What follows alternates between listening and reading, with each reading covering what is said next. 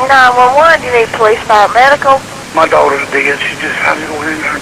Sir, did she hang herself? No, she didn't hang herself, but How old is she? around her. She's 11 years old. On November 29th, 2001, 12-year-old Amanda Cope was found strangled to death in her own bed in Rock Hill, South Carolina. Sadly, her own father, Billy Cope, was the one to find her. He immediately went into a state of shock. However, when the police arrived to investigate, they found a very suspicious scene. Who could have done such a thing to a sweet 12-year-old child? And who was the police's main suspect in the case? Welcome back to Mysterious 7, where we shed light on high-profile and under-the-radar cases from across the globe. Today we'll be looking at the case of Billy Cope, a case with more twists in it than you would ever expect. But first, if you haven't subscribed to our channel by now, please consider hitting the subscribe and like buttons. Now, let's dive right in without any further ado. Is she breathing? Oh, no, she's dead. She's She's cold as a cucumber. And, okay, you don't want to try to CPR or anything on her? no, ma'am, she's dead. I mean, her mouth is completely shut. She's ice cold. Okay, when was the last time you saw her live, sir? About 2 o'clock this morning. About 2 o'clock this morning. Has she been 1 o'clock this morning. has she been sick or anything?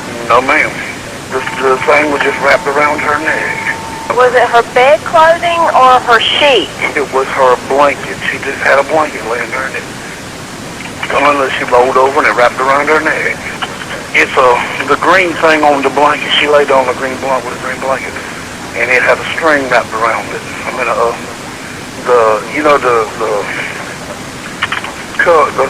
gotta call my wife. Okay. Okay, what kind of house do you live in, sir? What color's your house? It's white, but she's gone on to be with the Lord because she was a Christian. Please, I really Okay. All right, I sir. have my light on. All right, sir. Thank you, ma'am. Thank you. Bye-bye. Bye-bye. That chilling recording you just heard was the 911 call that 37-year-old Billy Cope made when he found his daughter Amanda dead in her bedroom. In the early hours of November 29th, 2001, in Rock Hill, South Carolina, Billy Cope woke up with a start at around 3 a.m. and immediately knew something was wrong in his house. The hall light was on, and he distinctly remembered turning it off before going to bed. His wife, Mary Sue, was out at her overnight job where she cleaned offices, so it was just him and his 3 girls, Amanda, Jessica, and Kyla, at home. Amanda was the oldest at 12 years old, while Jessica and Kyla were 11 and 7 respectively. A devoutly Christian family, they'd missed the Wednesday church service they usually attended that night because Jessica was struggling with her math homework and needed some extra help to complete her assignment. Amanda, always the caring older sister, had offered to help her, and Billy agreed to let the 2 girls stay up as long as was needed to complete the work. The youngest daughter, Kyla, had gone to bed at 9 p.m., but Billy stayed up with the older 2 sisters till 1 a.m., helping them finish their schoolwork. Afterwards, they all headed to bed to get some much-needed rest, and Billy had turned on his CPAP breathing machine that he used to keep his sleep apnea at bay before drifting to sleep. Strangely, just 2 hours later, he was awoken by something. Still half asleep, Billy went to check on his daughters. Amanda's door was shut, and he concluded that perhaps she was the one who turned on the hall light. Maybe she'd gotten up in the middle of the night for a drink of water. The other bedroom door was open, and he saw his 2 younger girls fast asleep in their beds. With his mind more at ease, he returned to his bed, put his breathing machine back on, and quickly fell back to sleep. The following morning at 6 a.m., Billy was awoken by the blaring of his alarm clock. He later stated that during those intermittent hours of sleep, he dreamed about the rapture. In his dream, Jesus had returned to take his followers home. He explained that in his dream, he saw Amanda being taken and him being left behind, with her saying the words, "Bye, Daddy," to him. Still feeling jarred from his intense dream, he quickly left his bed to check on his daughters. He was overwhelmed with relief when he saw his 2 younger girls still sleeping peacefully in their beds. But his comfort was short-lived. As he tried to open Amanda's door, it was caught on the open closet door behind it. After using force to get through the door, he witnessed an unbearable sight. Amanda's body was lying limp on her bed. When he went to touch her, she was ice cold, and he knew that his nightmare had come true. He then covered her and, still in a state of shock, dialed 911. Within minutes, paramedics from the fire department arrived at the scene, but their life-saving gear was useless. Amanda was, indeed, gone. Jason Dillon from the Rock Hill Fire Department asked Billy what he thought had happened, and Billy told him that he thought she may have choked on her blanket as she had a history of rolling in her sleep. Detectives arrived soon after and secured the house as an active crime scene and began an investigation. The detectives were immediately suspicious of Billy's reaction to his daughter's death. His calm demeanor seemed unnatural, and he did not display much emotion at all. Soon, dozens of investigators filled the tiny house looking for clues, but the house was a mess, with the family's belongings cluttering every room. There were clothes piled on every surface, dishes overflowing out of the sinks, cockroaches scurrying into the corners. In the midst of this, Amanda's body lay fully clothed on her bed, surrounded by her books and recent school pictures that she'd just gotten back from the photographer. When the body was examined, investigators found that she'd been beaten and strangled to death after being assaulted. There were bruises on her body and physical evidence was found on her clothes. The evidence was collected in the hopes that it could be used in identifying the killer. While processing the house for clues, police found another oddity. After examining all the doors and the windows, they realized that there were no signs of forced entry into the home. All the entrances were locked from the inside. This indicated to investigators that the killer likely came from within the house. The detectives spoke to Billy and asked him how he thought Amanda had died. Billy claimed that she may have been strangled by her blanket in her sleep, which was not in line with the evidence at the crime scene. Detectives knew they needed to dig deeper. Upon looking into his background, they learned that 2 years prior, he and his wife had both pleaded guilty to neglecting the proper care of their children. This was the final piece of information that they needed. Along with his emotionless reaction to her death, his bizarre explanation of how she died, and the fact that there were no signs of forced entry into the house, it seemed to the police that Billy was clearly the prime suspect in their case. They immediately took him downtown to the police station for more intense questioning. Over the next few days, detectives grilled Billy mercilessly. He faced over 17 hours of interrogation over the next 4 days. On the first day of interrogation, the 29th of November 2001, the same day of the murder, Billy was questioned for 3.5 hours by detectives. As a result of this initial questioning, detectives had no doubt that he had committed the terrible crime. All they needed from him was a confession.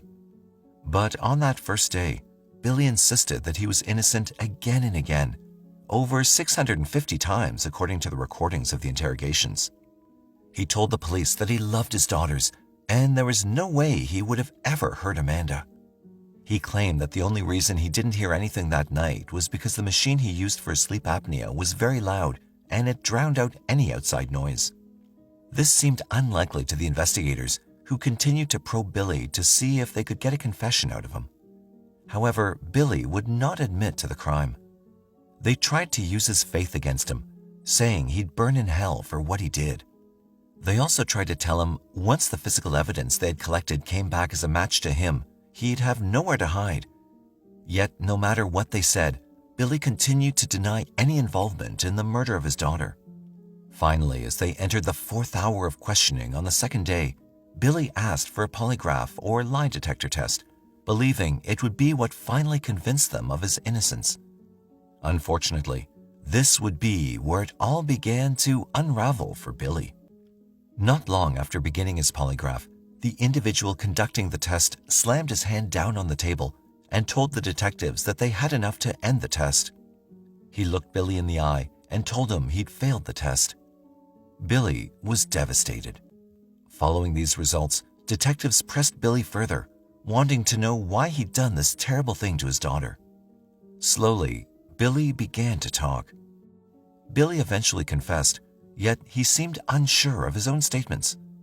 The first confession ended with him signing a written statement of what he'd done, admitting to killing his own daughter. But that would not be all.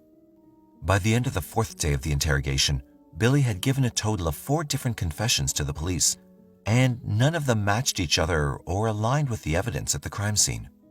In one, Amanda was beaten with a broom, but this was not mentioned in any of his other confessions. Some confessions included a dream, yet in other statements, the dream was excluded, or a very different version of the dream was told. None of the details from each individual confession lined up with one another. Regardless of this, detectives accepted them as the truth, even though they believed Billy to be severely mentally disturbed. The fourth and final confession was a video reenactment, where the police took him back to his house and taped him as he went over what he did the night of the murder. Eventually, due to his many confessions, Billy was charged as the sole perpetrator in the murder of his daughter. However, after these long interrogations, Billy retracted all of his confessions and again protested his innocence in court. Nonetheless, the damage was done, and Billy was sent to prison with no bond or any form of bail.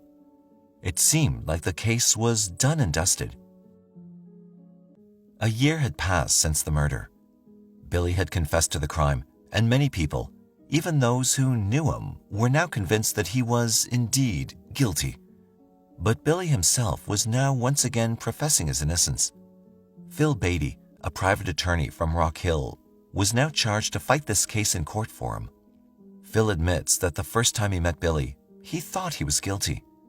His strategy for the case was to try and get Billy the best plea deal possible and just put the case to rest. However, after speaking to Billy about the process of his interrogation in the initial days after the murder, Beatty was disturbed by what he'd heard. When his court-assigned public defender, B.J. Barrowclough, had arrived at the police station, the police did not allow him to the interrogation room to see Billy, a clear violation of his rights. They produced a note that Billy had allegedly signed, which stated that he did not want to see his attorney at that time. When Barrowclough argued that they could have coerced him into signing this note, they simply refused to let him ask his client himself. It was only after this fourth confession that his defense attorney, B.J. Barrowclough, was allowed to see him. When he asked Billy why he'd signed the confession, Billy replied that the police had told him he'd get the death penalty if he didn't sign it. Beatty was shocked at the clear violation of Billy's rights. However, since the confessions had been written and signed, he was unsure if this information would aid in his case. In an unexpected turn of events, in late 2002, Beatty got a call from the prosecutor's office asking for a meeting. Believing this was in regards to a deal for his client, he agreed to meet with them, but he could never have expected what they were about to tell him. As they sat him down, they explained to him that the DNA found on Amanda's body had finally been processed, and, to the surprise of everyone, the DNA was not Billy's. Beatty was shocked, but also happy to hear this news, because it now meant that his client was innocent and he had a real chance to win this case. But what they would tell him next would shock him even more. He was told that the police had been aware within a few weeks of the murder that the DNA was not a match to Billy, but had kept this information to themselves for over a year. This infuriated Beatty to no end. He could not believe such a grievous miscarriage of justice had been carried out, and that no one had thought this information was important enough to inform Billy's lawyers about it before this time. But then he stopped and asked why they decided to tell him this information now, after all these months, if they'd known it was not Billy's DNA all that time ago. And that is when the final piece of information was revealed to him. He was told that the reason he was being told all of this now was that the police had found a match to the DNA in the system, and they knew whose it was. It belonged to a man named James Sanders. There's not much information known about James Sanders' past, where he came from, or what he was doing prior to 2001. All that's known is he was a career criminal who had committed a variety of crimes prior to this horrific one. He'd been released from prison and moved into the same neighborhood as the Copes only about 2 weeks prior to him killing Amanda. He lived in a house only 2 blocks away from where Billy and his family lived. There's no evidence present that the two men knew each other, and they certainly would have made an unusual pair. Billy Cope was, in the words of his lawyer, a socially isolated 385-pound white man. He was also a devout Christian and aspiring preacher. James Sanders, on the other hand, was an African-American career criminal and drug addict who'd recently gotten out of prison. In the 6 weeks following Amanda's murder in November 2001, Sanders committed or attempted to commit 4 more sexual assaults in the neighborhood. Now that his attorneys knew there was another man whose DNA had been found at the scene of the crime, they realized that Billy was factually innocent. They then questioned him seriously as to why he had provided false confessions to the police when he was interrogated right after the murder occurred. Billy told his lawyers that when he was questioned by the police in the hours following the murder, he had been sure of his innocence. But he'd also been in a state of shock, having just lost his daughter in such a traumatic manner. Due to this, he may have appeared emotionless to them. He also told them that he'd provided false confessions in an effort to confuse the police. He believed that his confessions would not carry any weight unless police were able to prove them, and he didn't believe the evidence would point to any of his confessions being legitimate.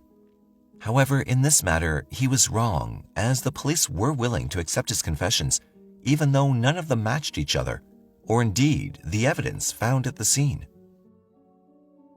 Despite Sanders being identified as being present the night that Amanda was killed, Billy was still charged with the crime.